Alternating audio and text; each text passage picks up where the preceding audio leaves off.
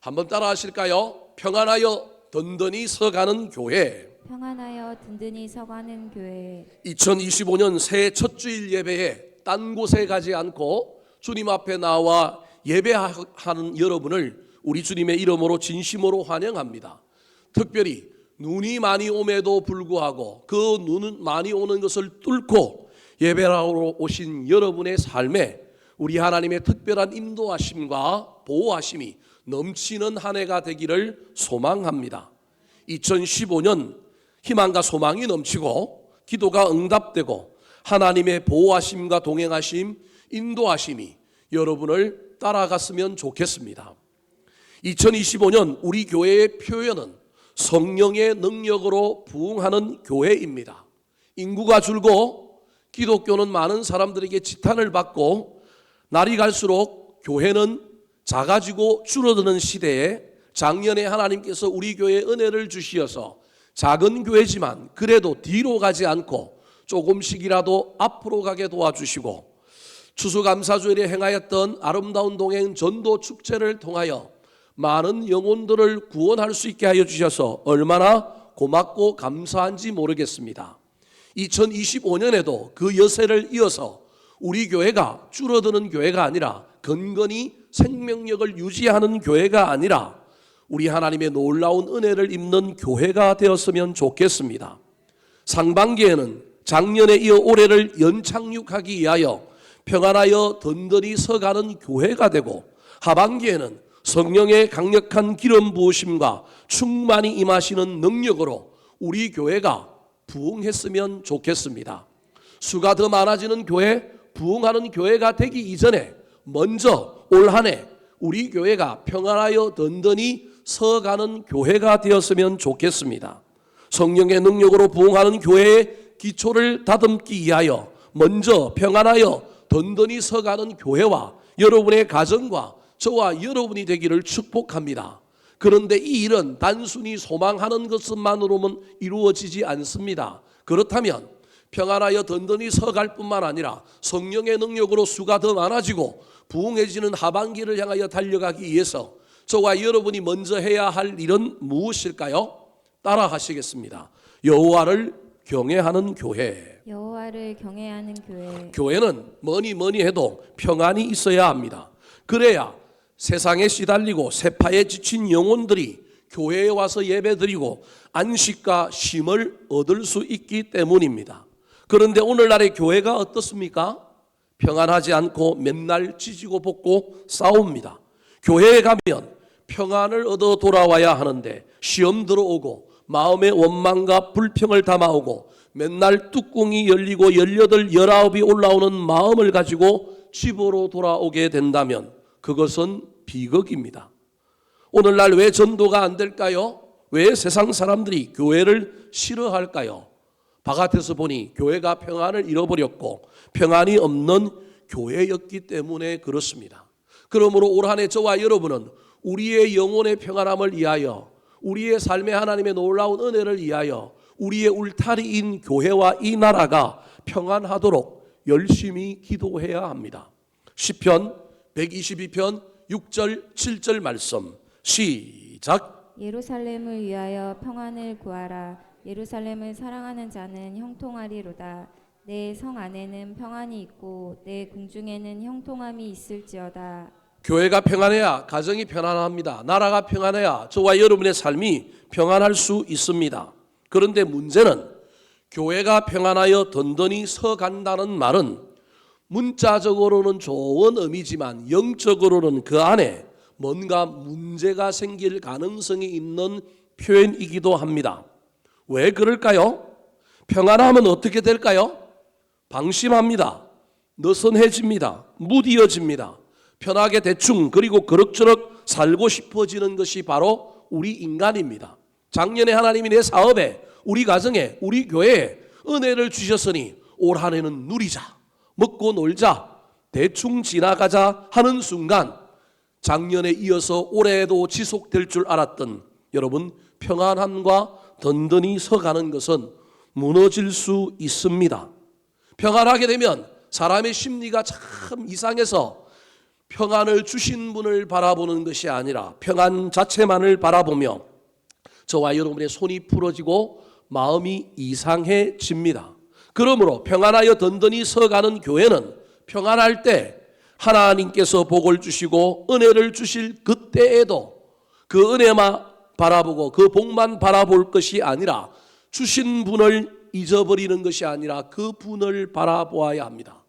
평안하고 든든한데 그것이 비극을 향하여 가지 않으려고 한다면 그 평안과 그 든든함 속에 주신 분을 향하여 더욱더 그분을 바라보고 그분을 섬겨야 합니다. 오늘 본문 31절 말씀 같이 읽어볼까요? 시작. 그리하여 온 유대와 갈릴리와 사마리아 교회가 평안하여 든든히 서가고 주를 경외함과 성령의 위로로 진행하여 수가 더 많아지니라. 교회가 평안한데 든든히 서갔는데 풀어진 게 아니라 안일함에 빠진 게 아니라 주를 어떻게 했다고요? 경외하고 있는 교회라는 거예요. 그래야만이 수가 더 많아지는 놀라운 성령의 능력이 부어질 수 있다라는 겁니다.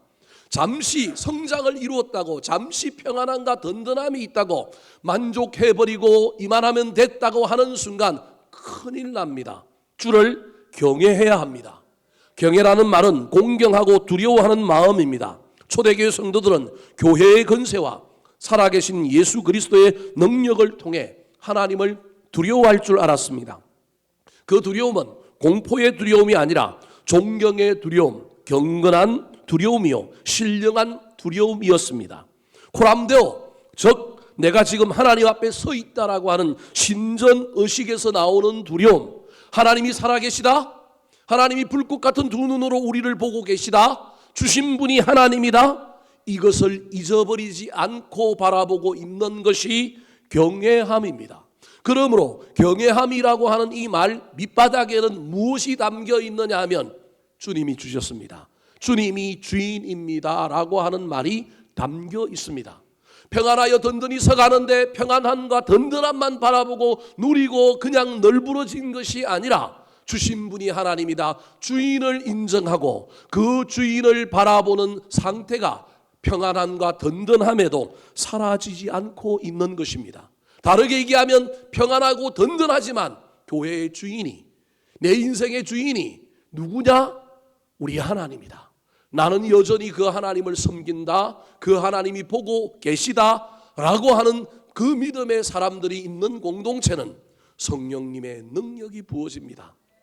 수가 더 많아지는 놀라운 역사가 일어납니다. 열심히 기도하여 평안함과 든든함에 이르렀던 많은 사람들과 교회들이 있었지만 또 다른 단계로 나아가지 못했던 이유는 그들이 거기에 만족해버렸습니다. 거기에서 그냥 주님을 놓쳐버렸습니다. 사랑하는 성도 여러분, 우리 교회의 주인은 하나님입니다. 저와 여러분이, 목회하는 저도, 신앙생활하는 여러분도 올 한 해 나의 인생에 복을 주시는 그분을 더욱더 경외합시다. 그분을 주인으로 모시고 그분만을 바라보며 그분의 음성을 들으며 달려가는 저와 여러분이 되어서 우리의 가정에도, 자녀들에게도 비전과 꿈이 많아지고 우리 가정의 경제에 재물이 많아지고 우리의 행복이 많아지고 수가 많아지는 놀라운 역사가 나타나게 되기를 우리 구주 예수 그리스도의 이름으로 축원합니다. 두 번째, 평안하여 든든히 서갈 때 성령의 능력이 부어지고 수가 많아지는 놀라운 역사가 일어나려면 어떻게 해야 될까요? 따라 하시겠습니다. 성령의 위로가 있는 교회. 성령의 위로가 있는 교회. 교회에서 성령은 기름에 비유됩니다. 자동차가 기름이 떨어지면 가다가 서는 것처럼 성령의 은혜가 떨어진 교인들은 신앙생활을 하다가 시들시들해지고 중단하고 뒤로 갑니다. 출입문에 기름을 자주 쳐주지 않으면 자꾸 삐걱거리는 소리가 나는 것처럼 성령의 기름 부으심의 역사가 사라진 교회는 교회 안에서 자꾸 떨거덕거리는 소리들이, 다투는 소리들이 납니다. 교회의 운영이 매끄럽지 못하고 사람들과의 관계가 자꾸 삐걱거리게 되는 것입니다. 그러므로 좋은 교회는 성령님의 기름 부으심이 강력한 교회요, 성령 충만한 교인들이 많은 교회입니다. 그런데 많은 사람들은 성령님을 어떤 물리적이고 역동적인 힘이나 에너지 또는 신비한 영적인 기운 정도로 이해합니다. 하지만 이것은 성령님의 가장 중요한 본질을 놓치는 것입니다. 성령님의 본질의 가장 핵심은 생명의 영입니다. 창세기에 생명을 생명되게 만드는 천지 창조에 하나님의 신이 수면 위에 운행했습니다. 인간을 여러분 생명이 되게 만들 때 루아의신 성령님이 그의 코 속에 들어감으로 말미암아 진흙덩이였던 인간을 살렸습니다. 생명의 영으로 영장으로 만들어지게 된 것입니다. 그러므로 성령은 생명의 영입니다. 생명의 영은 죽어가는 것을 살립니다. 낙심한 자를 세웁니다.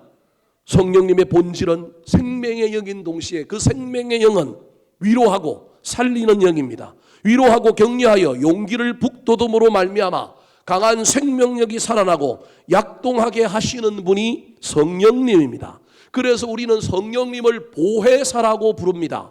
보혜사라고 하는 말은 파라클레토스라고 하는 헬라어에서 나왔는데 두 단어가 합쳐졌습니다. 파라라고 하는 단어와 칼레오라고 하는 단어가 합쳐져서 의미 변화가 일어나서 파라클레토스가 되었습니다. 파라라고 하는 말은 곁에라고 하는 말입니다. 칼레오라고 하는 말은 훈계하다, 가르치다, 격려하다, 위로하다입니다. 그런데 훈계, 가르침은 일방적인 지식적인 가르침이 아니라 마음을 뜨겁게 하고 깨닫게 함으로 말미암아 영혼이 인격적으로 무엇인가를 받아들여서 힘을 얻는 가르침입니다. 성령님은 위로의 영입니다. 초대교회 역사했던 성령님은 성령님 자신이 직접 활동하시고 직접 능력을 행하기보다는 하나님의 사람들을 위로하고 격려함으로 그들이 복음을 전하고 위로받은 그들이 교회를 세우고 위로받은 그들이 하나님 나라를 전파하였던 것입니다. 다시 말해서 초대교회가 많은 박해와 환난 가운데서도 굴하지 않고 계속 부흥할 수 있었던 것은 성령님이 늘 그 교회와 초대교회 교인들에게 임재하셔서 그들의 마음에 불을 지피고 그들을 위로하시고 그들을 격려하셨기 때문에 그렇습니다. 우리는 성령님이 임하면 하늘에서 뭐가 뚝 떨어지고 돈이 생기고 뭐가 많이 생기는 걸 원합니다. 그런데 성령님의 역사는 그런 것도 있지만 초대교회를 저와 여러분이 교훈 삼아 보면 초대교회는 뭐가 뚝 떨어진 게 없습니다. 얼마나 박해가 많았는지 모릅니다. 얼마나 부족한 것이 많았는지 모릅니다. 그런데 부족한데 교회가 만들어져요. 부족한데 여러분 복음이 전파돼요. 이유는 간단합니다. 뭐가 생긴 게 아니라 뭐가 있는 게 아니라 사람이 강해진 겁니다. 성령님이 그들에게 찾아가셔서 그 수많은 고난과 없는 것 가운데서도 그들의 마음을 격려하고 그들을 위로하니 누가 강해졌느냐 하면 환경은 변하지 않았는데 상황은 변하지 아니하였는데 그들이 강해진 겁니다.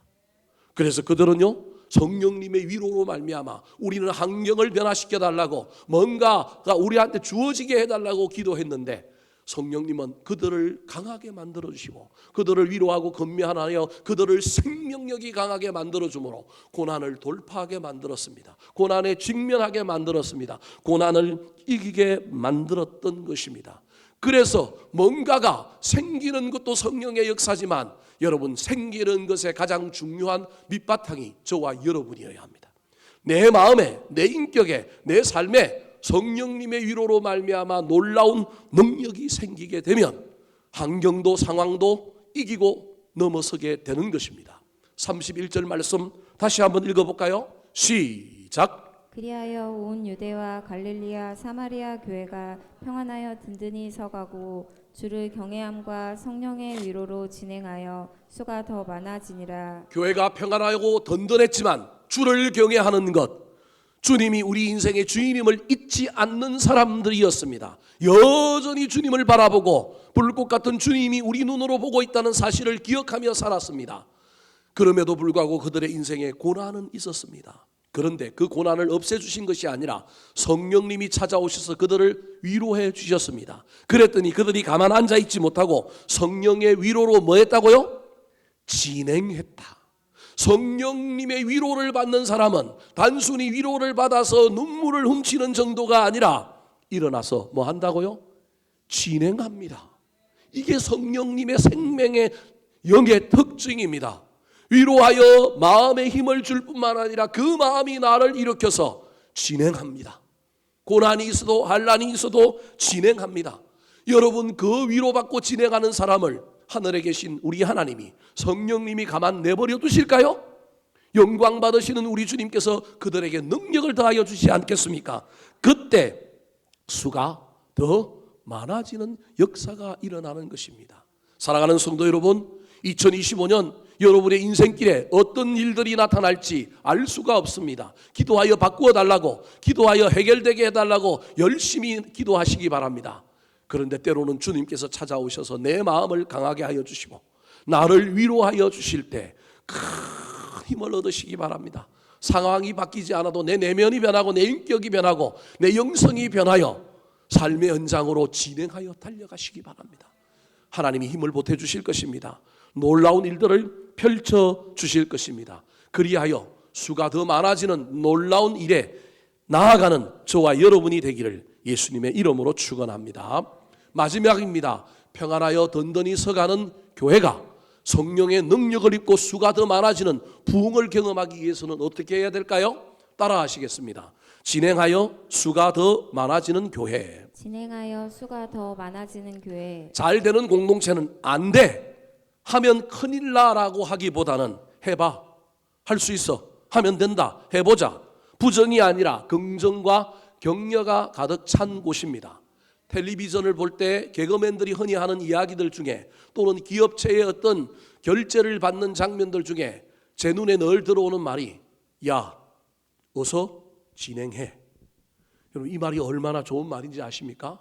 물론 실패를 거듭하지 않기 위하여 다시금 반려하고 점검해봐, 확인해봐, 보완해, 이것도 필요하지만 여러분, 잘 되는 공동체는 어서 진행해입니다. 저와 여러분이 우리 가정에서 우리 자녀들을 잘 위로하여 우리 자녀들이 진행할 수 있도록 도와줬으면 좋겠습니다. 안 된다고 말하지 말고 위로하고 격려했으면 좋겠습니다. 새해가 밝았으니 새 마음 가지고 한번 가보자. 시대의 어려움, 상황의 어려움, 청년들이 직장 생활하고 청년들이 살기 어려운 시대, 그거 뭔 상관이냐, 한번 도전해보자. 위로하고 격려해줬으면 좋겠습니다. 그리하여 우리의 자녀들이 진행했으면 좋겠습니다.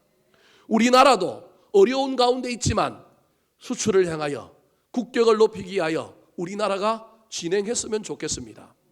선진국 G8에 들었다, OECD에 가입했다.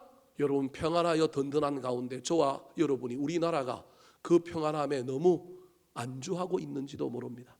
이 나라가 새로운 먹거리를 찾아서 이 어려운 가운데 다시금 일어나서 진행해야 하지 않겠습니까? 우리나라의 진행을 위하여 응원해 주시기 바랍니다.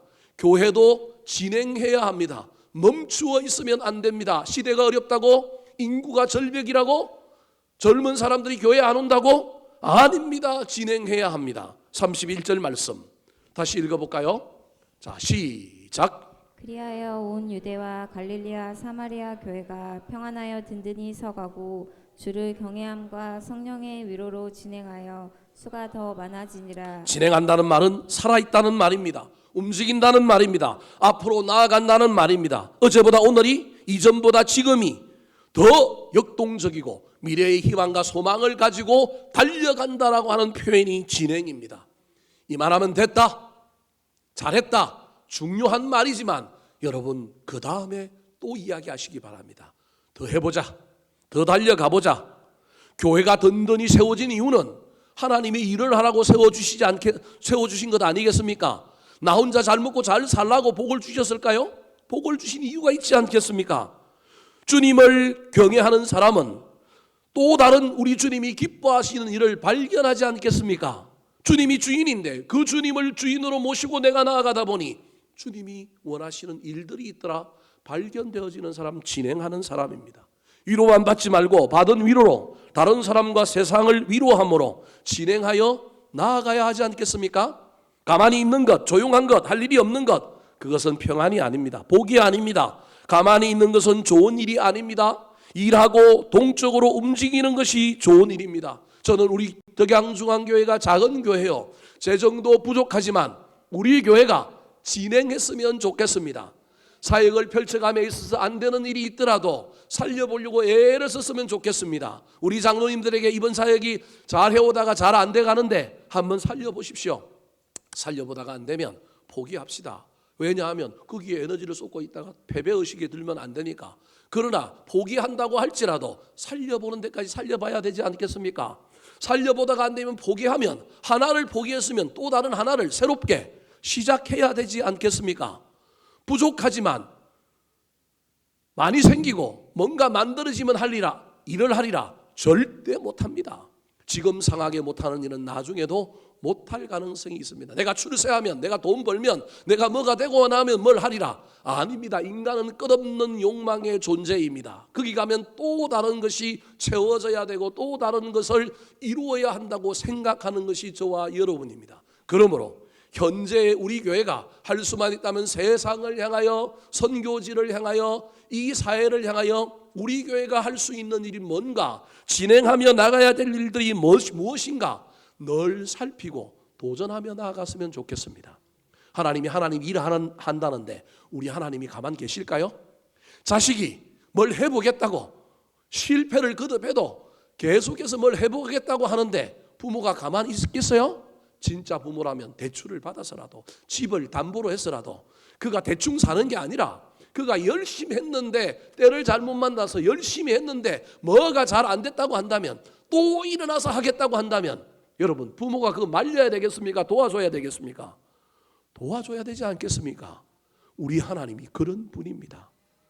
2025년 우리 교회를 향하신 주님의 뜻이 무엇인지 목사인 제가 잘 분별하여, 우리 교회가 멈춰져 있는 교회, 그냥 안락함을 누리고 퍼질러 앉아서 5천 명을 먹는 교회가 아니라 5천 명을 먹이는 작은 보리떡 5개와 물고기 2마리를 들여서 하나님이 능력을 더해줘서 그 보리떡 5개와 물고기 2마리 가지고 진행할 때 5천 명이 먹여지는 놀라운 일들이 일어나는 한 해가 되기를 소망합니다.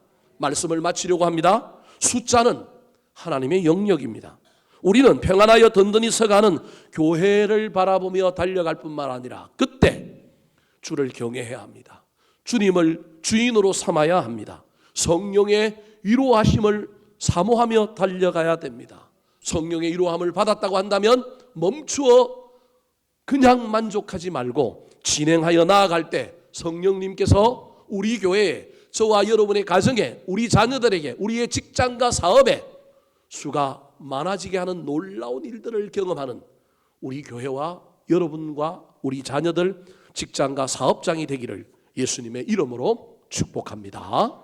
한번 따라 하실까요? 평안하여 든든히 서가는 교회, 평안하여 든든히 서가는 교회, 여호와를 경외하는 교회, 여호와를 경외하는 교회, 성령의 위로가 넘치는 교회, 성령의 위로가 넘치는 교회, 진행하여 수가 더 많아지는 교회. 진행하여 수가 더 많아지는 교회. 기도하겠습니다.